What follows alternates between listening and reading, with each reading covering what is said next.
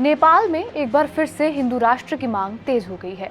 नेपाल की राजधानी में सड़कों पर सैकड़ों प्रदर्शनकारी हिंदू राष्ट्र की मांग के नारे लगा रहे हैं और फिर से नेपाल में राजाशाही लागू करने की मांग की जा रही है। नेपाल के लोग नारे लगाते हुए कह रहे हैं, हम अपने देश और राजा से अपनी जान से ज्यादा प्यार करते हैं। गणतंत्र को खत्म कर राजशाही वापस होनी चाहिए। लेकिन नेपाल में ऐसे क्या कारण हैं जिनकी वजह से लोग लोकतंत्र की जगह राजशाही चाहते हैं, नेपाल में हिंदू राष्ट्र बनाने की मांग तक कर रहे हैं? ये सब पहलू हम आपको बताएंगे इस वीडियो में। नमस्कार, मेरा नाम है रिया शर्मा और आप देख रहे हैं TV9 डिजिटल। दरअसल नेपाल में साल 2006 में राजशाही के खिलाफ विद्रोह तेज हो गया था। कई हफ्तों तक चले विरोध प्रदर्शन के बाद तत्कालीन राजा ज्ञानेंद्र को शासन छोड़कर सभी ताकत संसद को सौंपनी पड़ी थी। इसके बाद ही साल 2007 में नेपाल को हिंदू से धर्मनिरपेक्ष देश घोषित कर दिया गया। इसके अगले ही साल आधिकारिक तौर पर राजशाही खत्म कर चुनाव कराए गए और इसी के साथ वहां 240 साल से चली आ रही राजशाही खत्म हो गई। तब से लेकर अब तक नेपाल में 13 बार सरकारें बदल चुकी हैं और नेपाल में पिछले कुछ समय से राजनीतिक तौर पर काफी अस्थिरता बनी हुई है। ताज़ा हालातों की बात करें तो हाल ही में नेपाल के प्रधानमंत्री पुष्पकमल दहल प्रचंड ने नेपाली कांग्रेस पार्टी के साथ गठबंधन तोड़ लिया था। उन्होंने KP शर्मा ओली के नेतृत्व वाली कम्युनिस्ट पार्टी ऑफ नेपाल के साथ मिलकर नई सरकार बनाई, जिसका रुख चीन समर्थक कहा जाता है। इन सबके बीच राजशाही से जुड़े कई गुट देश की प्रमुख पार्टियों पर भ्रष्टाचार और खराब गवर्नेंस का आरोप लगा रहे हैं। उनका दावा है कि देश की जनता अब राजनेताओं से परेशान हो चुकी है।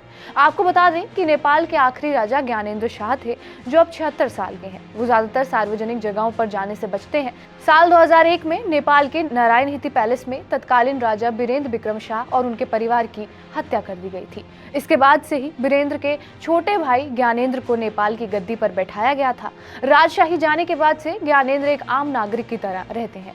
उनके पास किसी भी तरह का विशेष अधिकार या सुरक्षा व्यवस्था नहीं है। हालांकि नेपाल के कुछ समुदाय के लोग और पार्टियां अब भी उनका समर्थन करती हैं।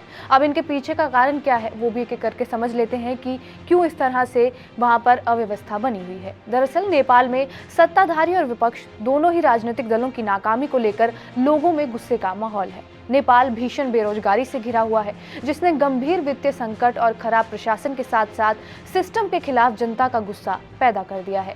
देश की आर्थिक स्थिति, काठमांडू घाटी के बाहर इंफ्रास्ट्रक्चर ढांचे की कमी, खराब मेडिकल सुविधाएं और शिक्षा सुविधाएं, लोगों को अभी वाली पार्टियों के सत्ता में आने से इन चीजों पर विश्वास और भी ज्यादा खत्म होता जा रहा है।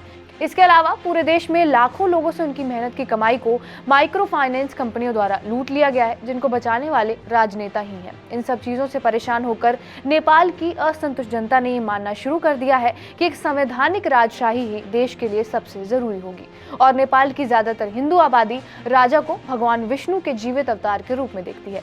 वो इस विश्वास के इर्द गिर्द घूम रहे हैं कि 2008 में राजा ज्ञानेंद्र का अनौपचारिक तख्तापलट देश के लिए काफी बुरा रहा था। 2007 में देश के धर्मनिरपेक्ष हो जाने को लेकर भी हिंदुओं का एक बड़ा वर्ग नाराजगी जता रहा है। हिंदू राष्ट्र की स्थिति में इस बदलाव ने ईसाई और मुस्लिम प्रचारों के लिए दरवाजे खोल दिए और देश में कई लोगों को ईसाई धर्म में परिवर्तित करने के भी बहुत से मामले सामने आए हैं। इससे सामाजिक तनाव भी पैदा हो रहा है और नए धर्मांतरित लोग हिंदू पूजा स्थलों पर भी हमला कर रहे हैं।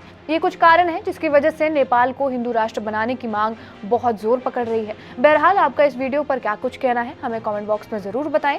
बाकी देश और दुनिया की तमाम बड़ी खबरों के लिए बने रहिए हमारे साथ TV9 डिजिटल पर।